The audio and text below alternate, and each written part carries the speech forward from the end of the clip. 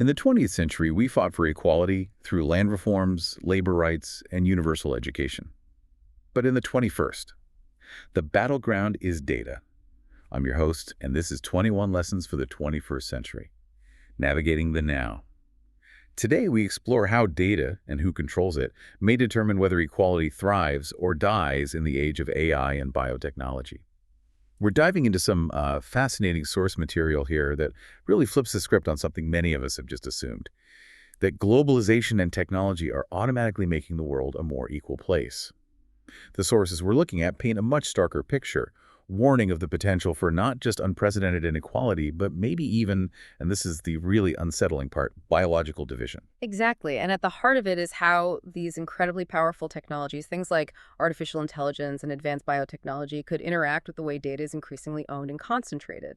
The core idea is that this combination has the potential to fundamentally redefine what it means to be human and split society in ways we've, well, genuinely never contemplated before. Wow. Okay, that's a heavy starting point.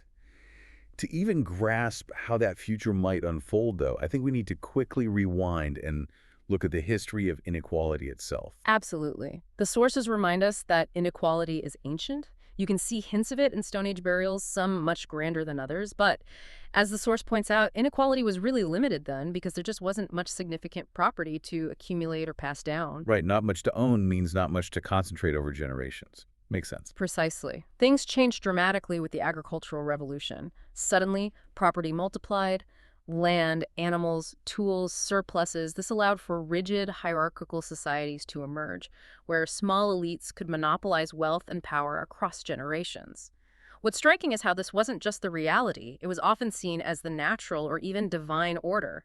That old analogy of society as a body, with the feet obeying the head, really captured that mindset. So hierarchy was just accepted, That. the norm, and the masses didn't really factor into the power structure much. Not in the same way, no. But then came the late modern era and the Industrial Revolution. This was a huge shift because, well, industrial economies needed millions of common workers and modern warfare needed millions of common soldiers. The sheer numbers and coordination required gave the masses new importance. And that importance seems to have fueled some major political and social changes, right? Exactly. It spurred ideologies like communism and liberalism that put equality front and center, but it also gave governments a pragmatic reason to invest in the general population's health, education, and welfare. They needed healthy factory workers and, loyal conscripts. So the 20th century, according to the source, became this era largely defined by efforts to reduce inequality. Less hierarchy, more focus on the masses. It was. You saw major movements and policies aimed at reducing gaps based on class, race, and gender. When you look at the world in 2000 compared to 1900, despite all its problems, it was demonstrably more equal. And the prevailing narrative at the start of the 21st century was that this trend towards egalitarianism would continue, maybe even accelerate. Yeah, fueled by globalization lifting all boats. Exactly, bringing prosperity and opportunity to places like India and Egypt, potentially catching up to places like Finland or Canada. And an entire generation grew up believing in that promise. Yeah. I certainly did. But the source we're exploring makes a pretty strong argument that things might not be playing out that way. That's the critical turn, isn't it? While globalization has undeniably lifted many out of poverty globally, the source highlights clear signals that inequality is actually growing, and growing both between nations and, perhaps more worryingly, within societies. A relatively small number of groups seem to be monopolizing the benefits, leaving billions increasingly left behind. And the numbers the source cites are really stark. Almost hard to believe. They are. Think about this. The richest 1% of people now own half the world's wealth. Half. And the source drops this absolutely staggering statistic. The richest 100 people own more than the poorest 4 billion combined. 4 billion. Yeah. That level of concentration feels almost abstract, but it has profound real-world implications. Absolutely. It shapes everything. Okay, that growing wealth gap is alarming enough. But the source argues technology, specifically AI and biotech, isn't just going to exacerbate this, it could fundamentally change the nature of inequality. How does that work? The sources point to two interconnected technological revolutions happening right now. First, the rise of AI has the potential to eliminate the economic value and political power of huge swaths of the human population. As algorithms get better and better, they might simply make most human workers, well, redundant. Redundant. The source uses that provocative term, the useless class. Could you unpack that a bit? What exactly makes them useless in this potential future? Is it really that bleak? Well, it's focusing purely on economic function, you see. In the industrial era, the masses were crucial for labor. In this potential AI-driven future, if intelligent machines can perform most tasks cheaper and better. Then the traditional economic value of human labor just plummets. It diminishes dramatically, yes. That's where the useless framing comes from in the source, though it's certainly a harsh way to put it. It's about economic utility vanishing for many. Right, focusing purely on that economic utility. Okay, so that's AI potentially creating an economically redundant class. What's the second big technological driver mentioned? That's biotechnology. As our understanding of biology deepens, particularly the brain and body, the source suggests that improvements in biotech could allow economic inequality to translate directly into biological inequality. Biological inequality, meaning the super rich could literally buy biological advantages, like in sci-fi. That's the fear expressed, yes. Imagine life extension treatments becoming available, cognitive enhancements, physical upgrades. If these are incredibly expensive, only the wealthiest could afford them. Historically, elite superiority was usually based on social structures and unjust discrimination. An aristocrat wasn't inherently smarter or more capable than a commoner, biologically speaking. Right, it was about birth and opportunity, not innate difference. Exactly. But the source warns that by the end of the 21st century, the rich might genuinely be biologically superior, healthier, smarter, more creative because they purchased these upgrades. And once that real difference in fundamental ability emerges, that sounds like a point of no return. It creates a feedback loop that's almost impossible to break. If your enhanced abilities allow you to earn more money, and more money allows you to buy further enhancements. The gap doesn't just widen, it accelerates. Exponentially, maybe. Potentially, yes. Yeah. The sources paint a picture where, by 2100, the richest 1% might not just own most of the wealth, they might also corner the market on health, beauty, creativity, maybe even happiness itself through biological means. So if you combine those two terrifying possibilities, AI creating a massive economically redundant population, and biotech creating a small, biologically superior elite, what's the potential outcome the source warns about? It sounds dystopian. It does. The source lays out the possibility of humankind splitting into essentially two different groups, maybe even biologically distinct groups over time. A small class that is biologically enhanced and incredibly powerful, and a massive underclass of what are essentially still just Homo sapiens, who are economically and politically irrelevant. And this is where it gets really grim. If the masses become economically and politically unimportant, states and elites lose the incentive to invest in their welfare, health, education, all of it. Being redundant, the source emphasizes, is incredibly dangerous. Because in a crisis, like, say, climate change or resource scarcity hitting hard, the powerful elite might simply abandon the superfluous population, cut their losses. That's the chilling implication raised in the material, yes. The source also touches on how this might play out differently depending on political traditions. Perhaps welfare states like, say, France or New Zealand might try to maintain some level of care for longer, while others, like more extreme capitalist systems, maybe the U.S. if current trends continue, could see a complete dismantling of safety nets for the useless. And for large developing nations. Places like India, China, South Africa, Brazil. The potential for inequality could skyrocket beyond anything we've ever seen if their common people lose economic value on a global scale. It's a paradox, then. Globalization, which many hope would bring the world together, could instead cause a kind of speciation. Is that the right word? That's the term the source uses, yeah. Breaking down national borders horizontally, maybe, but creating this radical vertical division into biological castes or even species. Wow. Exactly. The sources even suggest that ruling oligarchies across the world, say Silicon Valley tycoons and Moscow billionaires, might find they have more in common with each other, making common cause against ordinary sapiens everywhere. So the enemy isn't another nation, but the unenhanced masses globally. From this perspective, the populist resentment we see today against elites worldwide might be, in the words of the source, well-founded.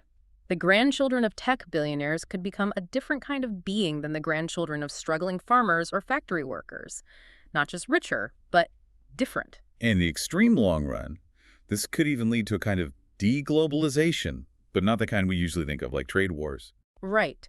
The enhanced upper caste might retreat into self-contained, fortified civilizations, protected by advanced AI and robots. separating themselves from the barbarian lands populated by unenhanced humans, maybe armed with just basic weapons like machetes or Kalashnikovs, as the source puts it. It's a bleak vision. And the argument is that a post-industrial civilization based on AI and biotech wouldn't need the masses for labor, resources, or markets in the way industrial civilization did. Entire countries or even continents could simply become irrelevant to the global elite, just ignored. This raises a profound question the source explicitly poses. The author often talks about we and our future problems, referring to humankind. But what if there is no we anymore? That's the heart of it, isn't it? What if different human groups have fundamentally divergent futures? One group focused on coding algorithms and engineering genes, another still struggling for basic survival, needing to teach their children different, more primal skills like, I don't know, drawing water or shooting accurately. The very concept of a unified human species facing a shared future might become obsolete. That's a lot to take in. Okay, so if this is the potential trajectory, this radical division, how does the source suggest we prevent it? What's the key asset that needs to be controlled or regulated? Where's the leverage point? According to the source, the single most crucial asset in the 21st century is data. Think of the historical analogies. In agricultural societies, controlling land was key, leading to aristocratic inequality. Land was power. Exactly. In the industrial era, controlling machines and factories was key, leading to the capitalist-proletarian divide. Capital was power. Right. In our century, data is poised to eclipse both. The central political struggle, therefore, becomes controlling the flow and ownership of data. That's the new battleground. And if data gets concentrated in too few hands, that's the mechanism that could trigger this speciation we were talking about. That's the source's stark warning. The race to accumulate data is already defining our era, led by giants like Google, Facebook, Baidu, Tencent. The source argues their real business isn't just selling ads or providing services, it's accumulating vast, unparalleled amounts of data about us, about everything. We are providing the raw material. We are effectively the product, or maybe the resource, like oil was in the last century. And this isn't just about targeted advertising anymore, is it? That feels almost quaint now. Not at all. In the medium term, this data power allows algorithms to increasingly make decisions for us, recommending, choosing, and even buying products without our conscious input. The source uses the example of Google recommending and buying the perfect car for you based on everything it knows about you and everything it knows about cars. And if you trust the algorithm more than your own feelings or research, which many might, Then the traditional advertising industry as we know it is threatened, sure, but more fundamentally, our own agency starts to erode. okay, that's the medium term. Mm-hmm. And the longer-term potential of all this data, where does that lead? That's the truly transformative part, according to the source. By combining this immense data with processing power, these entities could potentially hack the deepest secrets of life itself. Not just understanding it, but gaining the ability to re-engineer organic life and even create new inorganic life forms. Re-engineer life. Create new life. Yes. This is why data accumulation is valued above immediate profit for these companies, the source contends. It's the key to potentially controlling or shaping the future of life itself. That's the ultimate prize. Okay, so data is the key asset, controlled by a few giants aiming for this incredible long-term power. How do ordinary people even begin to resist this? It sounds incredibly challenging, almost impossible. The source highlights just how difficult resistance is. For one, people are currently quite willing to give away their most valuable asset, their personal data, often in exchange for free services like email or social media. Like those free apps that want access to everything on your phone. Exactly. The source makes a provocative comparison to certain historical situations like African or Native American tribes selling entire countries for glass beads or trinkets. We're giving away the raw material of the future for convenience or entertainment in the present. That's a harsh comparison, but it makes you think. Yeah. And it gets harder to opt out over time. Much harder.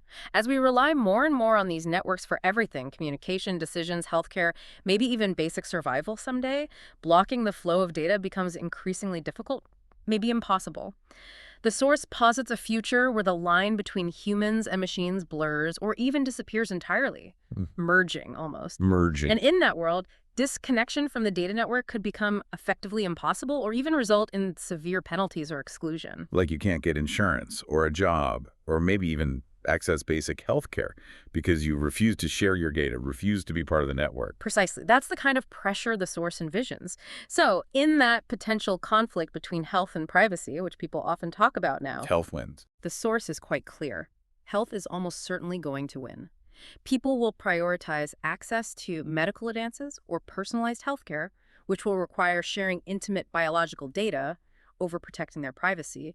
It's a powerful incentive. And as more and more biometric data flows from our bodies and even our brains, wearables, implants maybe, It gives corporations and governments unprecedented power. Not just to know you, but potentially to manipulate you directly by understanding your deepest inclinations, your emotional triggers. and to make decisions for you or even prevent you from making certain decisions it deems unhealthy or unproductive. That's the potential. But the source argues the most profound power derived from this data isn't just manipulation, it's understanding the fundamental biological and neurological mechanisms of life. That's the key to engineering life itself, redesigning it. Which brings us back to the core question the source grapples with. Who owns this incredibly valuable data about my DNA, my brain patterns, my life experiences? Who controls it? Exactly. Do I own it? Does my government? Does a corporation like Google or Apple? Does some kind of collective entity? And regulating that seems like an unprecedented challenge. You can't exactly put a fence around data. It really does seem that way. The source examines some potential approaches, but none are easy. Nationalizing data, for instance, giving control to the government. It might curb the power of corporations, maybe? It might, but it carries huge risks. It could lead to extremely powerful digital dictatorships where governments use intimate data to manipulate entire populations, creating what the source calls an emotional circus for political ends. History gives us plenty of reasons to be wary of overmighty governments, right? And this level of data control makes that threat far more potent than anything we've seen before. Think Cambridge Analytica, but on a vastly larger scale controlled by the state. Okay, so government control sounds potentially terrifying. What about private ownership? Letting individuals own their data? That sounds good in principle, doesn't it? But the source points out it's incredibly unclear how you'd actually regulate data ownership effectively. We have thousands of years of experience regulating land and centuries with industry, but data is fundamentally different. It's intangible. It can be everywhere and nowhere at once, transmitted at light speed and copied infinitely with perfect fidelity. How do you put a fence around that? How do you enforce ownership? It makes traditional regulation models look completely inadequate. It really does, which leads the source to conclude that figuring out how to regulate data ownership is perhaps the most important political question we face right now in this era. And failure isn't really an option. The source suggests that a failure to grapple with this question seriously and soon could lead to the collapse of our existing socio-political systems. The pressure might just become too great. There's a sense maybe that people are perhaps instinctively feeling this coming challenge, this uncertainty, which might help explain the widespread loss of faith in the traditional liberal narrative that seemed so dominant just a few years ago. People feel something big is changing. That makes a lot of sense. It connects a lot of dots. Given this monumental challenge, these potential futures of redundancy and division, does the source offer any potential paths forward? Any glimmers of how we might navigate this? Or is it all doom and gloom? Well, it doesn't offer easy answers, that's for sure. But the source does touch on whether the very forces that created this disruption, the tech engineers and entrepreneurs, might also be the ones to engineer solutions, could they? Using the network itself somehow. Perhaps. It poses ideas like whether networked algorithms themselves could create a global community framework for collective data ownership or oversight, or whether powerful figures like, say, Mark Zuckerberg, with control over vast networks connecting billions, could potentially mobilize them to address these systemic challenges. Those sound like very big ifs. They are. They're presented more as questions or possibilities to ponder rather than concrete, worked-out solutions. It really reflects the sheer complexity and uncertainty of the situation. This deep dive into these sources really underscores the magnitude of what's at stake. It really feels like the future of equality, and perhaps even the very future of humanity as a unified species, hinges on how we collectively figure out this incredibly complex issue of data ownership in this age, defined by powerful AI and biotechnology. It certainly seems that way, and considering the potential the sources highlight for such vast, perhaps even biological divergence in the future, it leaves you with that unsettling question, doesn't it? Is the concept of a unified human future still a viable one? Or do we need to start thinking very differently about what we even means in the 21st century? Who is included in that we? That is a truly thought-provoking question to carry with you. a challenging one. We encourage you, our listeners, to keep thinking about these ideas, discuss them, and consider how they might impact your own life and the shape of the world to come.